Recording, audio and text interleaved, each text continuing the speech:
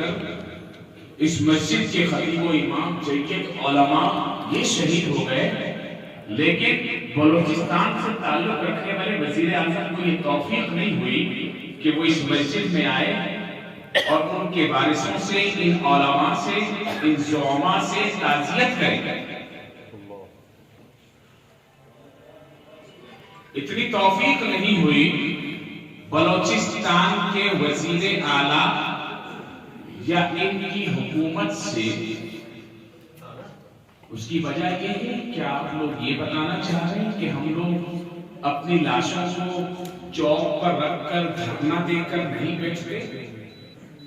کیا اس کی وجہ آپ لوگ سمجھ کیا رہے ہیں؟ آج کا یہ اجتماع پرزور مطالبہ کرتا ہے فوری طور پر وزیر اعظم پاکستان یہاں پر آئے، بلوچستان حکومت خود یہاں پر آئے اور شہداء کی فیملیوں کی داد رسی کی جائے،